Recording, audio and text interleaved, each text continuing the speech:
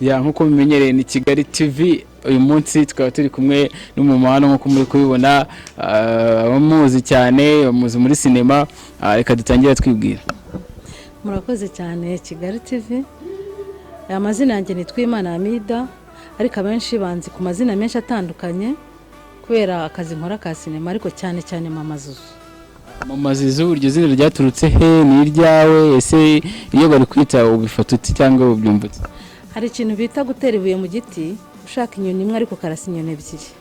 Buriya Mama Zuzou ni izina ryanjye bwite, navuga ko ari izina ryo muri quartier kuko mfite umwana witwa Zuzou ariko none nkaba narakinye na filime yitwa Murabyo. Iyo filime rero nayo nari mfite umwana witwa Zuzou. Urumva ko byahuriyemo. Byahise bihuriramo. Hanyuma Mama Zuzou ni muntu ki nkuko yaratangiye kwitubwira afite abana bangahe atuye he ku bantu bamubonye ari ubwa mbere b'abafana be? Mama Zuzou ni umubyeyi ufite abana batatu, nkaba ntuye Igikondo, handi umukinnyi w'amafilime n'amatiyatire. Nkandi umuntu ukora akazi kenshi gatandukanye mu rwego rwo gushaka kwiteza imbere. Mbese ni wa mugore wakuye amaboko mu mufuka. Cyane ibyo birumvikana nk'abantu bakubona. Hanyuma hari abantu benshi winspira haba mu gukina mu buryo ukina, harabibaza se ibintu ukina ni ibintu bikubaho cyangwa ni role? Oya, biriya ni script. Ni script umuntu aba yahawe kubera ko iyo uri umukinnyi ubundi ugomba kwiyambura wa mubiri wawe rya zina rya risanzwe ryo muri quartier ugafata izina baguhaye muri script ukaba wa muntu bashaka ko uba we mu nkuru. Buriya rero biriya bintu nyina ntabwo ari jewe nyawe ahubwo niba ari Bondo ubwo ndi Mama Bondo nyine, niba ndi Mama Prince ubwo nyine ndi Mama Prince. Ubwo ariko biba bitandukanye n'amazina y'aba bana banje bo mu rugo. Nubwo twagiye tubibona hano kuri set twabasanze muri gukina twabonye ibintu byiza cyane bishimishije. Hari abantu winspira bashaka kwibaza bati se yabitangiye ryari yabyinjiyemo ate ese yarabikundaga cyangwa aje kubikunda wada nkuko wabyinjiyemo nk'inzira wagiye unyuramo muri make? Sha bino bintu rero ni ibintu mazemo igihe ubu ndenda kuzuza imyaka 10. Bivuze ngo ni ibintu nanjye ubwanjye kwinjiramo nakwita amahirwe kuko narabikundaga. Mbere nakoraga ibintu by'amateyatire ariko filime za mbere zaciye kuri televiziyo zaciye ku masede nkajya mbona nyarwanda zatangiye gukinwa umva ndabyifuza nkajya mbura ahantu nyura ariko kubwo amahirwe nza guhura n'umuntu w'umukinnyi twari dusanzwe tuziranye anyereka inzira ncamo ngize Imana mbegeramo bitanangoye. Mu myaka 10 urumva ari imyaka myinshi cyane. Ese aho sinema watangiye iri naho ubu ngubu bigeze uhabona ute? Birumvikana umwana yavutse agenda akura. Ubu rero sinema nyarwanda rwose nahamya ko bwa buhanga bw'abakinnyi bya bikoresho byaba bafata amashusho cyangwa se abatuyobora buri muntu wese yagiye akura kuko yumva iyo bigitangira mbere habaga harimo guhuzagurika. Ubu ndahamya ko sinema rwose iryoshye imeze neza ahubwo abadukurikira umva mushishikare nto muturebe kuko tubategurira ibintu byiza cyane. Hanyuma ibintu bya sinema tubona zicana bagiye atandukanye kuri YouTube n'amaside haragicuruzwa. Ese kuri wowe ubona nta kavuyo kamaze kubizamo? Akavuyo ahubwo navuga kamaze gucika kubera ko ubu isoko rinini rya sinema riri kuri YouTube. Abandi babagize amahirwe mu mafilime y'abakakirwa ku mateleviziyo atandukanye dufite mu Rwanda nabo bakayaharebera. Ubu rero navuga ko akavuyo kacitse kubera ko abantu bajyaga bapirata ibihangano by'abandi babinyuza ku masede bisa nkaho byagabanutse. Ubu muntu arahembwa kubera ko yakoze cyane, kubera ko yatanze ibihangano byiza, inyigisho nziza abantu bakamukunda. Nk'ubu rugero filime ndimo gukinamo yitwa Ikirezi series niyo wadusanzemo. Nashishikariza abantu bose ubu tugeze kuri episode ngirango ya 6. Nashishikariza abantu bose gukurikirana channel yitwa My Story TV Official. Irimo iranyuraho filime yitwa Ikirezi series. Ni filime nziza cyane, ni filime yigisha urubyiruko uburyo rwakwitwara, ni filime izahugura ababyeyi batinya kuganiriza abana babijyanye n'ubuzima bw'imyororokere. Ubu uyu munsi ndi mama, ndi shangazi, ndi wa muntu urimo kubavugira ibyo mwatinye kuvuga. Turabashishikariza rero gukurikirana iyi filime yitwa Ikirezi series kubera ko bya bindi batinya kubwira umwana wawe uzamugura megabyte umuhe telefone abirebe kandi uzaba rwose wungukiyemo natwe udufashije gutera imbere. Ukivuga kuri filime yitwa Ikirezi kuri wowe aho ugeze ubu ngubu nimba riri gukora no kuvuga ngo ubutumwa ifite bw'umwimerere warutangiye kubutubwiraho ese wabutubwira mu buryo burambuye? ubutumwa ni bwa bundi bwo kuganiriza urubyiruko cyane cyane.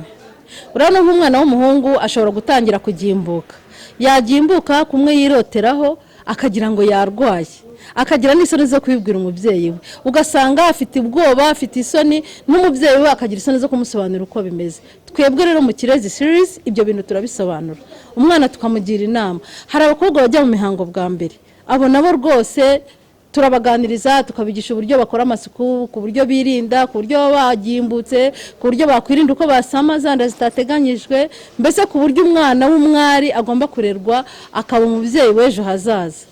Turimo turaganiriza kandi urubyiruko kwirinda ibintu by'ibiyobyabwenge, ubwomanzi n'ubuzererezi, tukabikina abantu bamwe bakabona ingaruka zigenda zibivamo. Nuko nguko iyo filime ibindi namatsiko muzagenda mubireba. Ushaka kubyumva akumva ko ari nk'ibishego muri filime nk'uko abantu bamenyereye ibishego mu ndirimbo birimo biraduka. Ese umuntu nk'ubitekereza gutyo wari iki kintu wamubwira? Uwo muntu ubitekereza gutyo navuga ko akiri inyuma mu nzira y'amajyambere, kubera ko ntabwo ari ibishego, ahubwo n'ubuzima bwa buri munsi bw'abana bacu. Hari igihe rero abana bacu, umwana w'umukobwa yagiye mu mihango bwa mbere ntamenye ko inkurikizi naramuka ahuye n'umwana w'umuhungu bagahuza imibonano, bagakora imibonano mpuzabitsina, wa mwana ashobora gusama. Hari abantu baba batabizi, urumva. Ikindi turimo turakangurira ababyeyi rwose kwirinda kubyara abana badashoboye kurera, kubera ko aribo babana tubona banyanyagiye mu mihanda, tubona biba, tubona bari muri za ruhurura. Ibyo byose tukareba uburyo umubyeyi wamusobanurira uburyo bwiza yakoresha bwizewe butamugiraho ingaruka kandi azakunda. Ibyo byose rero turimo turabivugira ku Kirezi series. Murakoze cyane ku butumwa mutanga. Hanyuma mama Zuzou ubu ngubu aho amaze kugira ngo muri sinema amaze gukina nka filime zingahe agereranyije? Nanjye izo zo jone naricaye ngira ngo nzibarure birananira kuko ni nyinshi narabaza ngeze muri 40 ndaruha. Bivuze ngo izo nabaze ni zimwe zasohotse, hari n'izitarasohoka, hari n'izo warakinanye n'aba producer wenda bagacika intege ntibazikira habona, ariko ni nyinshi zirenze 50. Numva ni nyinshi. Hanyuma muri filime zose wakoze, filime yaba yaragushimishije cyane ko banga iyi filime haraye nkuye haye nahengejeje yaba ari filime zose nkina ngiye mbona byonyine kuba ntanga ubutumwa, hakaba abo inyigisho, hakaba abo mpindura, byonyine iyo ni inyungu ya mbere nk'umunyarwandakazi ushaka kubaka igihugu cye, ushaka kugira urubyiruko rwiza rw'ejo hazaza. Ngiye mbona ari filime nziza. Nk'iyi filime Kirezi nta kubeshya giye iranshimisha cyane kuko ubutumwa nsanga bwari bukenewe. Ubutumwa utanga mu mafilime agiye atandukanye, nkuko tubizi hari igihe ubona baguha rero ushobora gukina ukayikina umeze ukuntu, indi ukayikina uri umurozi, indi ukayikina nko kugira abana inama. Ese muri rubanda nihe sura bakubonamo iyo bakubonye? Mvuze n'izo mbogamizi za mbere tunahura nazo abantu bakina filime, kuko hari igihe umuntu akureba muri ya sura y'undi muntu muri bwa butumwa washatse gutanga agashaka kubona ko ari wowe usanzwe, ugasanga abantu barakwibasiye. Niba wakinnye utanga ubutumwa bwa bamukase bahohotera abana, ubutumwa bw'ababyeyi bano murabizi za shuga mami zarateye, za shuga dadi zarateye, wabikina ugasanga ba bantu barashaka kubona muri ya sura bakubonyemo muri filime, ntibatekereze ko ari ubutumwa. Rwose ndagira ngo nisabira abafana bacu bajye babona ko ibyo turimo gukina atari twebwe banyawe, cyane cyane abenshi baba batuzi ntibakatwitiranye kuko hari igihe duhohoterwa. Ushaka gukina ahantu wabakinnyi uri umurozi, wacana bakagutera amabuye cyangwa bakagukomera, ukaba wagira isoni, ukabura aho unyura, ugasanga nyine bagukojeje isoni.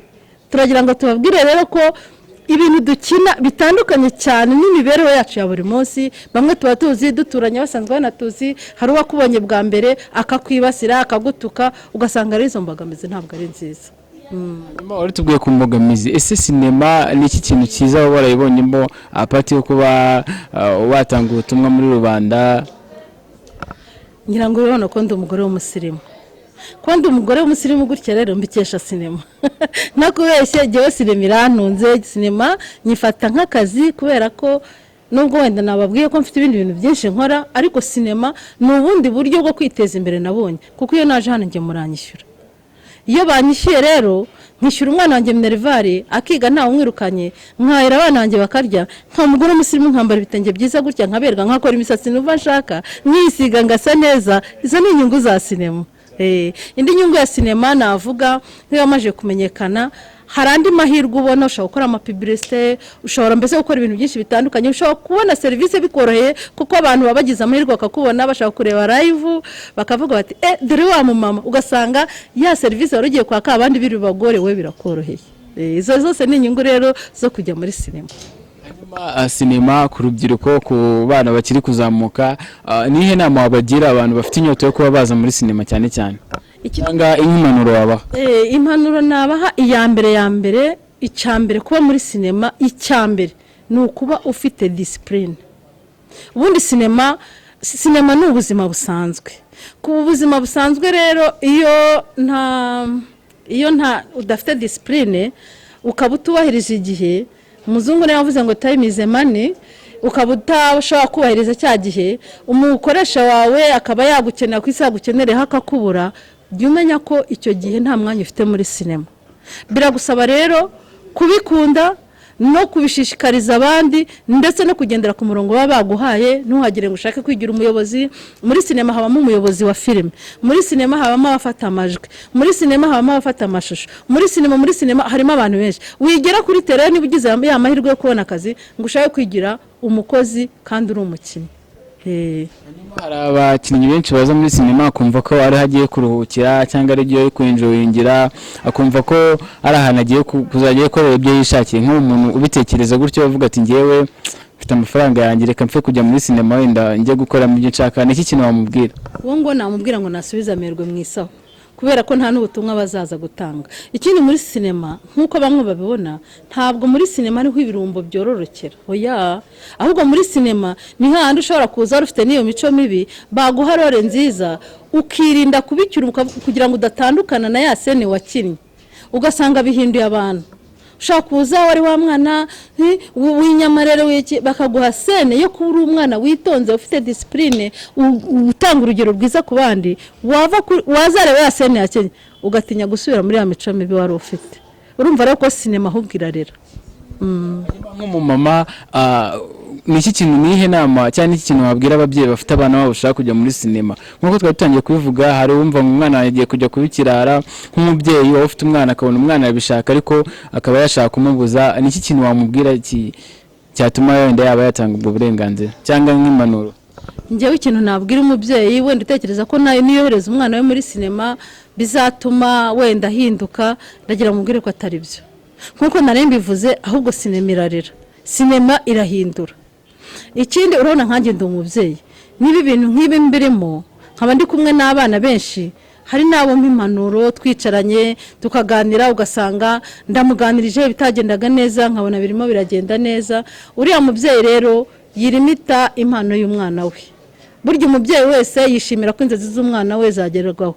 Niba sinema ari ubuzima akaba ari akazi, ntabwo nibaza impamvu wabuze umwana wawe igihe ubona ari impano ye kwinjira mu mwuga wa sinema. Umwuga wa sinema ni mwiza, umwuga wa sinema uruhura mu mutwe, umwuga wa sinema uguha inshuti nyinshi, umwuga wa sinema uranakwinjiriza ugatera imbere. Nka filime Kirezi muri gukora tuyigarutseho, ngo twasanze muri gushutinga, twabonye ari abantu muhuza. Ese abantu mukenana mu Kirezi cyangwa community urimo yo mu Kirezi uyibona ute?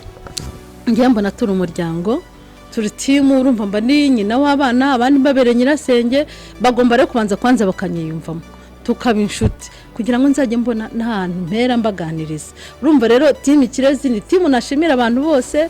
Hari abana muzabona bakinamo wenda imico ya mico idahwitse, umunyarwanda wenda yareba cyangwa se umufana akavuga ati kari agakobwa ni icyohe, kari agakobwa ni indaya. Ntabwo ari byo. Abana barimo gukina mu Kirezi b'abakobwa ni babakobwa barimo kugaragaza ya mico urubyiruko rw'ubu rwishoramo, noneho bikaba byababyarira ingaruka. Bivuze rero ngo abana turimo gukinana mu Kirezi ni nta makemwa, kuko urabona ndi umubyeyi, mba mbari hafi, ibyo bakora imyambarire ntimuzafate kuriya, ntabwo ari bwo buzima bwabo. Abantu bifuza kumenya ese iyo filime izagicaho ryarica kuyece no turi gusoza, wagira icyo bivugaho hanyuma ukagira n'ikintu basaba? Ikintu rero nababwira nuko iyi filime Ikirezi series izagicaho kwa 2 no kwa 5. No kuvuga ngo muzajya muyibonera igihe kandi muzayikunda ndabizi. Ahubwo ikintu nabisabira bafana bacu, bafana ba filime Ikirezi series, mukande kuri subscribe, mukandi no kunzogera kugira ngo ya filime nisohoka muhite muyibona. Ikindi mudufashe, muduhe comment, ibyo mwifuza ko duhindura tubihindure, ibyo mutifuza ko dukora natwe tubisuzume tubirebane ubushishozi, ariko mukore na like, umukore na share bigera ku bandi bantu benshi, kubera ko filime Kirezi irimo ubutumwa bwiza, irimo ubutumwa natekereza ko hari n'abantu bare barabuza ababibakorera, ariko twebwe nk'Ikirezi turahari, buri muntu wese wadukeneraho zanama turimo gutanga mu Kirezi rwose yadukurikira.